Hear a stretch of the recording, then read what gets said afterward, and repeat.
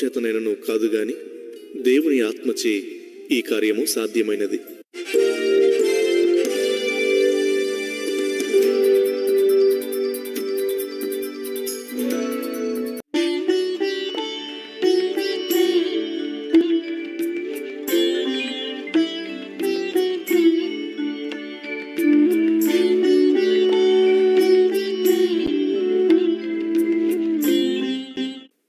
ప్రేక్షక మహాశయులకు నా నమస్కారం. మన సాహితీ సంపద అనే ఈ శీర్షికను ప్రప్రథమంగా ఈ ఛానల్లో ప్రవేశపెడుతున్నాం కాబట్టి ఒక మాట దీని గురించి చెప్పాలి. ఆంధ్రప్రదేశ్లోని క్రైస్తవ సంఘాలకు సంపద 10 రకాలుగా లభించింది. కళాశాలలు, పాఠశాలలు, ఆసుపత్రులు, మనం కట్టుకున్న గుడులు, పెట్టుకున్నటువంటి బడులు, సంస్థలు, ఇలా ఎన్నైనా చెప్పుకుంటూ పోవచ్చు మనం. ఇదంతా కూడాను మనకు లభించినటువంటి సంపదే. ఈ సంపదను మించినటువంటి మరొక సంపద ఉన్నది, అది సాహితీ సంపద. అదేమిటి? సాహిత్యం ఏమిటి? అది మనకు ఎలా సంపదలా సంక్రమించింది అని ప్రశ్నించుకోవచ్చు. సాహిత్యం 10 రకాలైనటువంటి ప్రక్రియలతో కూడినటువంటిది. ఇందులో భక్తి సంకీర్తన సాహిత్యం అనేది ఒకటి ఉంది. ఈ భక్తి తత్పరతను మనలో ఉద్దీపనం కలిగింపచేసేటటువంటి కీర్తనలు, సంకీర్తనలు, గేయాలు, పద్యాలు, పాటలు, ఇవన్నీ కూడాను ఈ భక్తి సాహిత్యంలో కనుక మనం వేసుకుని బేరీజులు వేసి చూసుకుంటే అద్భుతమైనటువంటి సాహిత్యం మనకు ఒక మహా సంపదలాగా లభించిందని చెప్పుకోవాల్సిందే. అందుకు గీటురాయిగా నిలిచినటువంటిది ఈ ఆంధ్ర క్రైస్తవ కీర్తనల పుస్తకం. ఇందులో 620 కీర్తనలు ఉన్నాయి. కొన్ని ఇంగ్లీషు హిమ్స్, లిరిక్స్, వాటికి అనువాదాలు కూడా ఉన్నాయనుకోండి. మొత్తం మీద అయితే 620 కీర్తనలు, పాటలు ఇందులో ఉన్నాయి.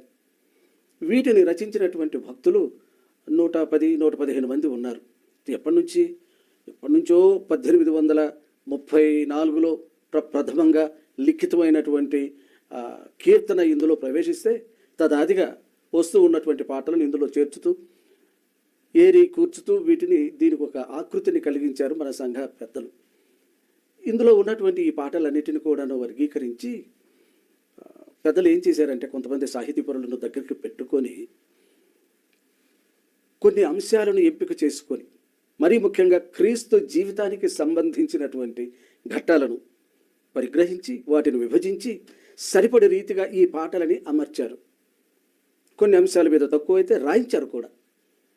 మొత్తం మీద అయితే సుమారు 60 అంశాలను ఎంపిక చేసుకొని అప్పటి వరకు వాళ్ళకు లభించినటువంటి 620 పాటల్ని వర్గీకరించి ఇందులో చేర్చారు.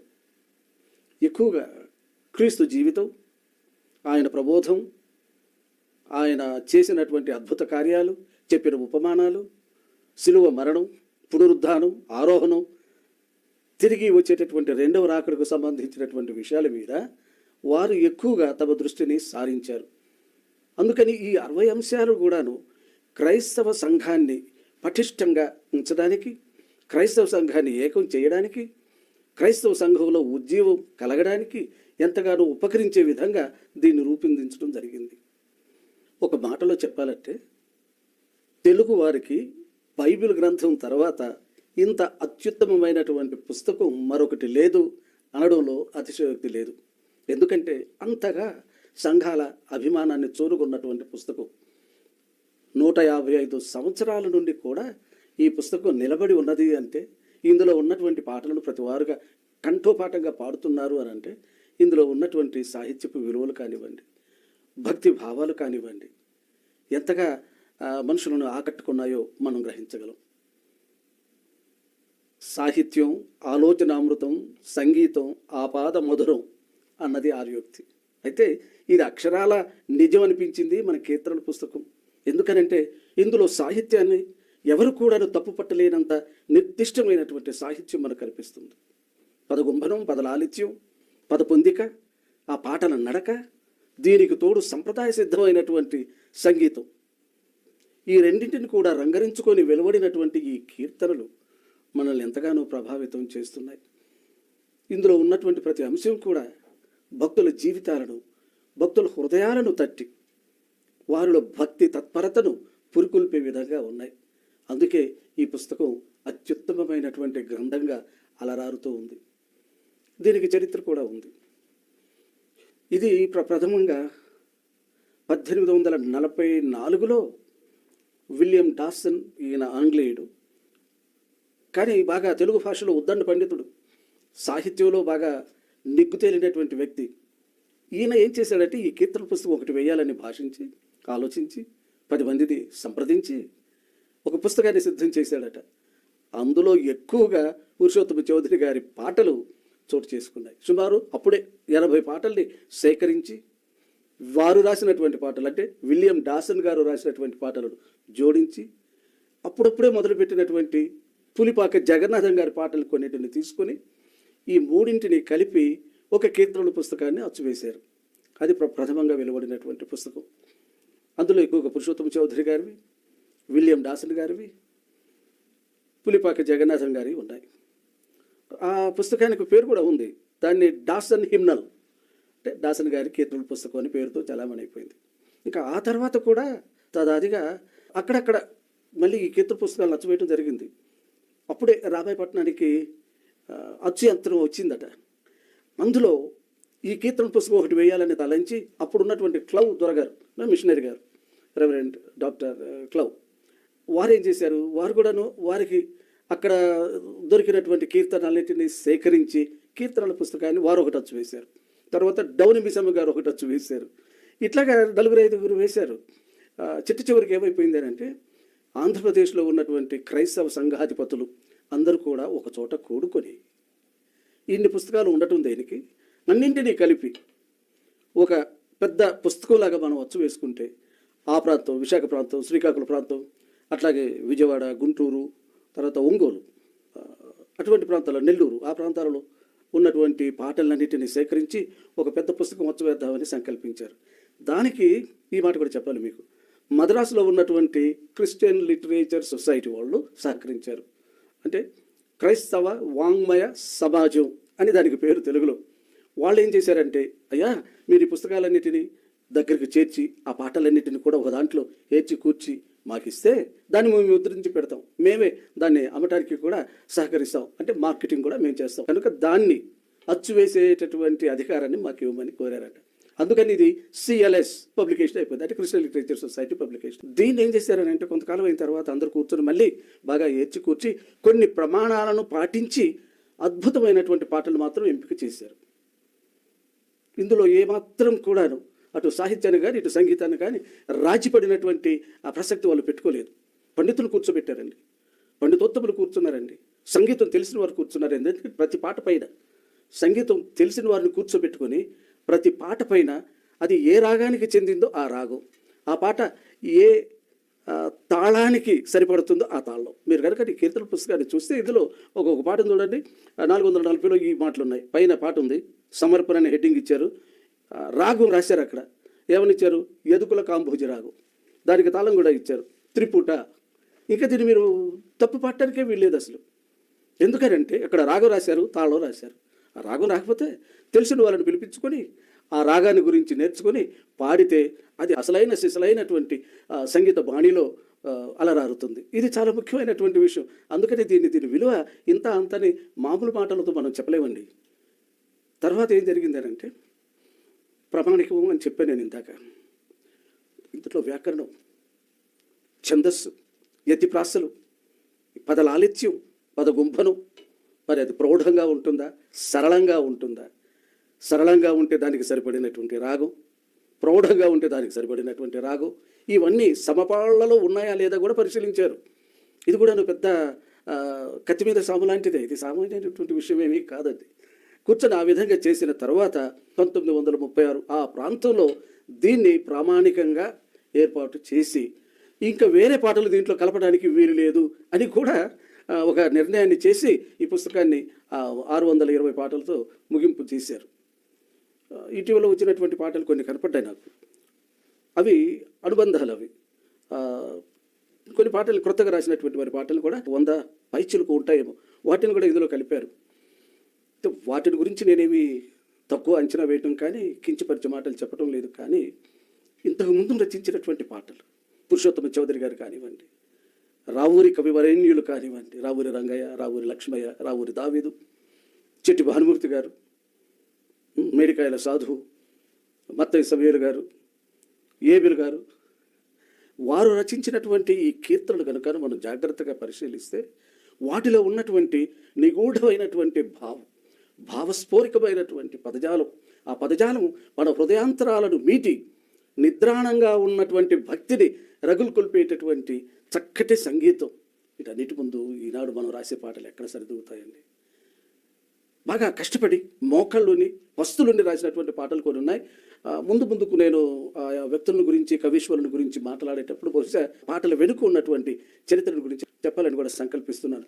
మొత్తం మీదైతే ఈ కీర్తనల పుస్తకం ఇంత అత్యుత్తమమైనటువంటి గ్రంథంలాగా తయారైపోయింది. ఈ సందర్భంలో ఒక మాట చెప్పి తీరాలి. తెలుగు భాషలో భాషా కోవిదులు, ఉద్దండ పండితులు ఒక చోట చేరి భక్తి సంకీర్తన సాహిత్యాన్ని కొన్ని ఘట్టాలుగా విభజించారు. అంటే ఏమిటి? ఆ కాలానుగుణంగా, కాలానికి సరిపడినటువంటి విధంగా, ఆ కాలంలో జన్మించినటువంటి కారణ జన్మలు రచించినటువంటి, లిఖించినటువంటి, కవనం చేసినటువంటి పాటలన్నిటినీ దగ్గరకు చేర్చి విభజించారు. వాటిని ఎలాగా? 3 ఘట్టాలుగా విభజించారు. మొదట 3 ఘట్టాలుగా విభజించారు. ఒకటి 1408 నుండి 1503 వరకు, సుమారు 100 సంవత్సరాలు. అప్పుడు వచ్చినటువంటి సాహిత్యాన్ని చూస్తే అదంతా అన్నమాచార్యుల వారి సాహిత్యం, తాళ్లపాక అన్నమాచార్యుల వారి సాహిత్యం. అది విష్ణు భక్తికి సంబంధించినటువంటి వైష్ణవ భక్తి. దాన్ని ఏమన్నారంటే ప్రథమ ఘట్టం. అంటే 15వ శతాబ్దంలోనే అటువంటి భక్తి సాహిత్యం తెలుగులో చోటు చేసుకున్నదనమాట. అది తెలుగువాడు చేసుకున్నటువంటి అదృష్టం. తర్వాత మరో 100 సంవత్సరాలకు క్షేత్రయ్య గారు, మువ్వా గోపాలుడి, అది మధుర భక్తి సాహిత్యం, అది ద్వితీయ ఘట్టం. అవి ఒక 100 సంవత్సరాలు నడిచాయి. అంటే అన్నమాచార్యుల వారి పాటలు కూడా పాడుతూనే ఉన్నారు, ఆ కీర్తనలు కూడా పాడుతూనే ఉన్నారు. కానీ ఇది మరి కొత్తగా కలిసి వచ్చినటువంటి సాహిత్యం అన్నమాట. తృతీయ ఘట్టం వచ్చేటప్పటికల్లా త్యాగరాజు గారు, త్యాగయ్య సంగీతం వచ్చేసింది. అప్పుడు ఇది రామభక్తికి సంబంధించింది. ఇది 1820 ఆ ప్రాంతం వరకు వర్గీకరించి ఆగిపోయారు కొంతకాలం. తర్వాత ఈ అద్భుతం జరిగిందండి. వీళ్ళందరూ కూర్చొని ఆలోచించేటప్పుడు ఈ 3 ఘట్టాలు ఉన్నాయి, ఇంకా భక్తి సాహిత్యం ఇంతటితో మనం ఆప్ చేద్దాం, తెలుగులో ఇది భక్తి సాహిత్యం 3 ఘట్టాలు అని చెప్పుకుందాం అని వాళ్ళు తలెత్తే సమయంలో యేసుక్రీస్తును గురించినటువంటి కీర్తనలు వెలువడ్డాయి. అవి మరి వాళ్ళ దృష్టిలోకి ఎలా వచ్చాయో దైవ సంకల్పం చెప్పుకుందాం. దేవుడు సంకల్పించిన తర్వాత ఎవరు అడ్డుకుంటారు? దైవ సంకల్పానుసారంగా ఆ కీర్తనలు వీళ్ళ దృష్టిలో పడేటప్పటికల్లా వీళ్ళు చూశారు. వీళ్ళు చూసేటప్పటికల్లా అందులో ఉన్నటువంటి సాహిత్యం అత్యద్భుతమైనటువంటి సాహిత్యంగా వాళ్ళు గుర్తించారు. దేవా దివ్యానంత ప్రభావ మం పాహి ఘనయో దేవ అన్నటువంటిది సామాన్యమైనటువంటి పాట అండి. అది పురుషోత్తమ చౌదరి గారు రాసినటువంటిది. ఘనభవ ధృప కృతులను మాటికి మాటికినే, అటువంటి పాటలు చాలా ఉన్నాయండి. వాటన్నిటిని చూసేటప్పటికల్లా వీళ్ళు చాలా విస్మయం పొందారట. ఇదేమిటి? యేసుక్రీస్తుని గురించినటువంటి సాహిత్యం ఇంత అద్భుతంగా సృజించడం జరిగిందా? ఈ కవులెవరు, కవీశ్వరులు ఎవరు, వీరు ఇలా రాయటం ఏమిటి అని వారేం చేశారంట, వారికి లభించినటువంటి ఈ సంకీర్తన సాహిత్యాన్ని అంతటిని కూడా ప్రోగు చేసి ఒక దగ్గర పెట్టి జాగ్రత్తగా పరిశీలించారట. యేసుక్రీస్తు ప్రబోధాన్ని కాదు వాళ్ళు చూసింది, అది మనం గ్రహించాలి. ఆయన ప్రబోధాలను పెట్టినటువంటి ఈ సాహిత్యం అదొక నూతన వరవడి. ఆ కీర్తనలోనే కొన్ని ప్రామాణికాలను పాటిస్తూనే, మరి రాగు తాళాన్ని పాటిస్తూనే, సంప్రదాయ పద్ధతులన్నిటినీ పాటిస్తున్నారా లేదా అన్నటువంటి విషయం చూస్తూనే వీరేం చేశారంటే దాన్ని బాగా గమనించిన తర్వాత ఒక నిర్ణయానికి వచ్చారు. బాబు, ప్రథమ ఘట్టం, ద్వితీయ ఘట్టం, తృతీయ ఘట్టంతో ఆగిపోలేదు భక్తి సాహిత్యం. చతుర్థ ఘట్టం కూడా ఉంది, 4వ ఘట్టం. అది యేసు క్రీస్తుని గురించినటువంటి సాహిత్యం, అది క్రీస్తుని గురించినటువంటి భక్తి సంగీత సాహిత్యం. అది పరవళ్ళు దొక్కుతూ 10 మందిని ప్రభావితం చేస్తూ సంఘాలను ఉద్దీపనం చేస్తూ 4 చెరుగుల విస్తృతంగాను వ్యాప్తి చెందిస్తున్నటువంటి క్రైస్తవ సాహిత్యం, క్రైస్తవ సంకీర్తన సాహిత్యం దీనికి చోటు కల్పించి తీరాలి అని నిర్ణయించి 1840 నుంచి ఈ నేటి వరకు కూడా యేసుక్రీస్తు భక్తి సాహిత్యం అని దాన్ని అలాగే ఉంచి చతుర్థ ఘట్టం అని పెట్టారు. మరి అటువంటి సముచితమైనటువంటి స్థానాన్ని పొందినటువంటి ఈ కీర్తన పుస్తకం సామాన్యమైనటువంటి పుస్తకం అటండి. అందుకనే ఇది బైబిల్ తర్వాత తెలుగువాడికి చాలా ప్రాముఖ్యమైనటువంటి పుస్తకం అని చెప్పడం జరిగింది. ఇటువంటి పుస్తకాన్ని రచించినటువంటి కవీశ్వరులు భక్తులండి వాళ్ళు. వారి జీవిత అనుభవాలను క్రీస్తుని వాళ్ళు తమ జీవితాలను ఎలా అనుభవించి తెలుసుకున్నది, క్రీస్తు ద్వారా వాళ్ళు తమ జీవితాలను ఎలా మలుచుకోగలిగారు, ఆదర్శప్రాయమైనటువంటి జీవితాన్ని జీవించడానికి యేసు క్రీస్తు ఉపదేశాలు ఎలా పలికొచ్చాయి, వాటన్నిటిని కూడా మనసులో ఉంచుకొని లిఖించినటువంటి ఈ సంకీర్తనలు. అందుకే ఇది అత్యుత్తమమైనటువంటి పుస్తకంగా పేర్కొనడం జరిగింది. ఈ కీర్తనల పుస్తకానికి అంతటి మహత్తరమైనటువంటి చరిత్ర ఉంది. ఒక విషయం గుర్తు చేస్తాను. దేవుడు సంగీత ప్రియుడు అని అంటారు, దాన్ని సమర్థించుకుంటాం. యోబు గ్రంథంలో ఈ మాటలు ఉన్నాయి, నన్ను అది చదవనివ్వండి. యోబు గ్రంథం 38వ అధ్యాయం 7వ వచనం. ఉదయ నక్షత్రములు ఏకముగా కూడి పాడినప్పుడు, ఉదయ నక్షత్రములు ఏకముగా కూడి పాడినప్పుడు దేవదూతలందరూ ఆనందించి జయధ్వనులు చేసినప్పుడు దాని మూలరాతిని వేసిన వాడేవాడు. ఈ మాటలో ఒక రహస్యం బయటకు వచ్చింది. అదేమిటనంటే, దేవుడు సృజించినటువంటి ఈ భూమి, దేవదూతలందరూ కూడా, ఉదయ నక్షత్రాలన్నీ కూడా ఏకముగా వచ్చి కూడి వచ్చి పాటలు పాడుతూ ఉంటే ఆయన మూలరాతిని వేశాడట. అందుకే దేవుడు సంగీత ప్రియుడని చెప్పాల్సి వచ్చింది. ఆ సంగీతం రచించినటువంటి మహానుభావులు, కవీశ్వరులు, దైవ ప్రేరితమైనటువంటి పరిశుద్ధాత్మ శక్తి చేత వారు ఈ పాటల్ని, కీర్తనల్ని రచించి మనకు బహుకరించినటువంటి అత్యుత్తమమైనటువంటి పుస్తకం కీర్తన పుస్తకం. అటువంటి భక్తుల జీవితాలను గురించి, చరిత్రను గురించి, కీర్తనల ప్రశస్తిని గురించి, అందులో ఉన్నటువంటి సాహిత్యపు విలువలను, సంగీతపు విలువలను గురించి, ముఖ్యంగా ఆ పాటల్లో ఉన్నటువంటి సందేశాన్ని, బైబిల్ కేంద్రితమైనటువంటి ఆ సందేశాలను వివరించాలన్నటువంటిదే ఈ సాహితీ సంపద. ఇక నుంచి వచ్చేటటువంటి కార్యక్రమాల్లో ఒక్కొక్క కవీశ్వరుని గురించి, వారి జీవితాన్ని గురించి, పుట్టుపూర్వోత్తరాలను గురించి, తర్వాత వారు రచించినటువంటి కీర్తనలను గురించి, అందులో ఉన్నటువంటి సాహిత్యాన్ని గురించి, సంగీతాన్ని గురించి, దీని గురించి కొన్ని విషయాలు నాకు తెలిసినంతవరకు మీకు వెల్లడి చేయాలనేసి సంకల్పించాం. అదే మన సాహితీ సంపద.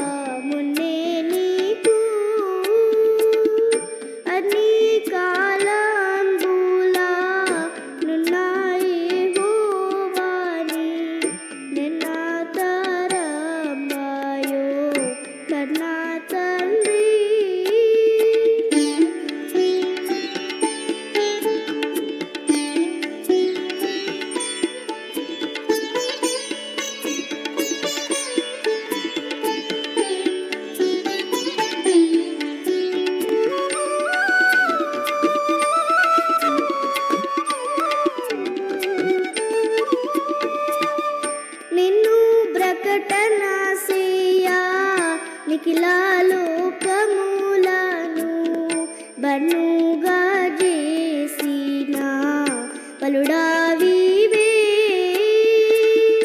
ఉన్నాలోకంబుల నుడుగాక కరుణా సంపన్నతతో నేలు ప్రభుడావివే అన్ని జీవుల నెరిగి యహారమీక్షుచు నున్నాస